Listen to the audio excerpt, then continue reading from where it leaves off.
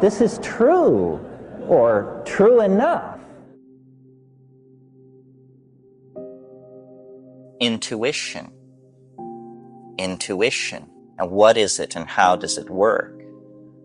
Well, it's a feeling into things that comes to answers and leaves no trail. That's the thing. It leaves no trail. So you have it, but you haven't the argument for it. And so its power must reside in its truthfulness. So the power of intuition lies in its ability to express truth in contravention to the forward flow of logic and casuistry. Well, you know how the Tao is presented as this Eastern concept that you can barely wrap your mind around and that hovers at the edge of intelligibility. Well, really, in these so-called obscure Oriental philosophical stances always turn out to have a corollary in Western thinking, and the corollary to the Tao, to Taoism, is intuitionalism. You know, an ability to sense the constraints and opportunities in the moment and act through it. And intuition is always presented in the dominator society as 1, vague, 2, feminine, 3, unreliable. In fact, in the felt domain of experience called living, intuition is how most of us, even the most self-defined as non-intuitional, are operating. Intuition is a kind of field processing of both the foreground and the background of experience. It's a gestalt understanding that is subliminal and that leads the whole organism through an invisible set of creodes towards the maximizing of some kind of a goal. Science runs on induction, which is a very low-grade form of logic. It means you do something over and over again, and if it happens the same way 100 times, you have confidence that the 101st time it will happen the same way. Intuition doesn't work like that. Intuition, as I said the other night, leaves no trail. And most of us are accustomed to thinking of intuition as something feminine, mysterious, unexplainable, and sort of magical. And also, I think, because we live in a male-dominant society, we undervalue it. If someone claims intuition, our position is probably one of prove it, doubt in the face of the assertion, you see. But there's an interesting thing about intuition that I don't think many people understand or have bothered to look at, which is, did you know, I'll bet you did know, mathematics is based on intuition. Now, half of mathematics would rise with a screech of horror at this statement. But the other half of mathematics calls itself intuitional mathematics. Okay, well now what's going on here? Probably if you are not a professional philosopher of science, you are accustomed to associating mathematics with science rather closely. This is because science, in order to give itself legitimacy, has very slyly appropriated mathematics, especially in the 20th century, to its purposes. But if we talk about what is called pure mathematics, which is the great love of mathematicians, the other kind of mathematics is applied mathematics, and that's for engineers and technologists and is not, what moves them to the edge of their chair. But if we think about pure mathematics, it is an activity carried on in the mind, based on deductive truth.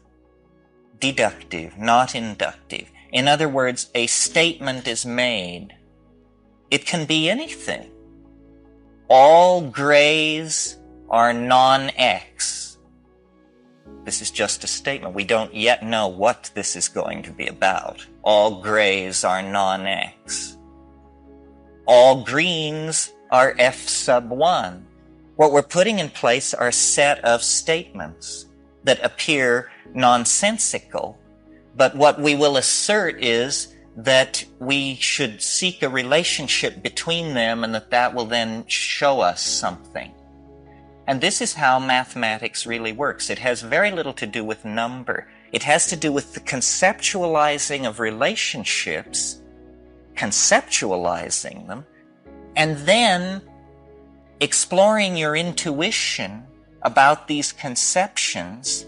And then the third and very late stage is you write a formal statement of your cognitive activity around these assumptions. So you see, mathematics is entirely intuitional. It leaves no track. It is drawn from this other domain. Well, why has it been appropriated by science? Well, for a very funny and not well understood reason.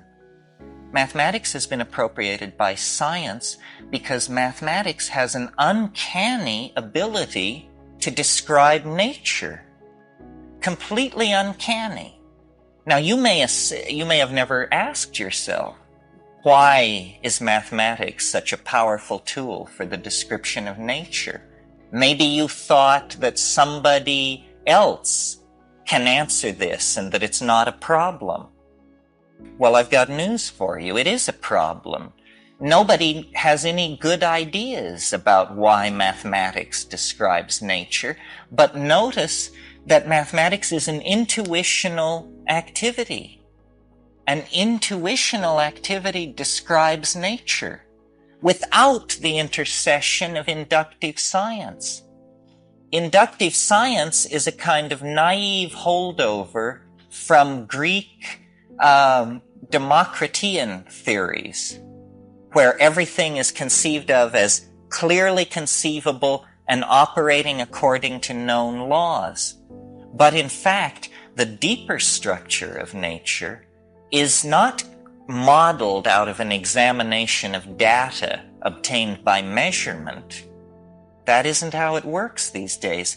The deeper description of nature is achieved by taking weird objects from the frontiers of mathematics, these things dreamed up in the confines and depths of the human mind and inside computers, and then laying them over nature and seeing, my gosh, there's a one-to-one correspondence between, let us say, the multidimensional catastrophes described by René Thom, and the dripping of a faucet, the turbulence in a brook, the voting patterns in a ghetto.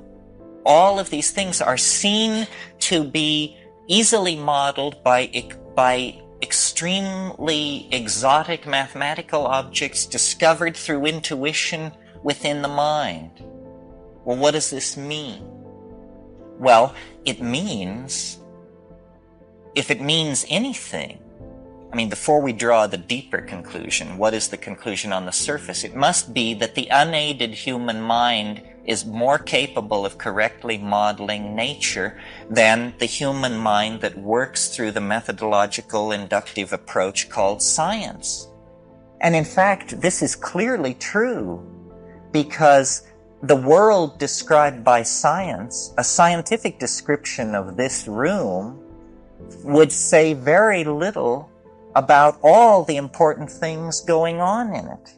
A scientific description of this room would leave out personality, would leave out linguistic intent, would leave out the uniqueness of each of us. For science, we are merely members of the human species. Again, this flattening, this reductionism, this betrayal of the quintessence of the phenomenon in a desperate effort to achieve closure in the modeling process. And so then you do achieve closure, but the model is always inadequate. It's always inadequate. So then there's this sense of frustration.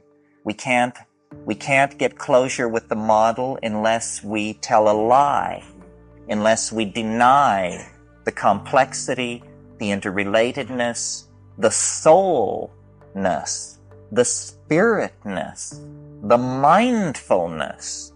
All of these things are, for science, what are called secondary properties. They are epiphenomenal. They are only an aspect of your point of view, like an iridescence on a butterfly's wing or something like that. In fact, that is the classic reductionist definition of consciousness. It is an iridescence that appears on the surface of neural processing that we mistake for true being. And yet somehow we are embedded within this iridescence, and it is from within this iridescence that we launch the descriptive models that then deny our existential validity. Well, so this has been an onanistic exercise, is one way of putting it, and there must be others. Okay, so then what is the path of intuition in relationship to nature that is different from the path of science? In a way, it's only a shift of emphasis. William Blake said, attend the minute particulars. Attend the minute particulars. This is very good advice for science, and it is very good advice for mathematics. And what I'm suggesting here tonight is that we have misconstrued mathematics and have bought the notion that it is a part of science, when actually it stands ready to empower intuition and to sweep science, if not away, at least into a more proper role, more befitting its extremely limited application to the higher orders of reality that we really care about. I mean, science is really, it's the plumbing level of reality.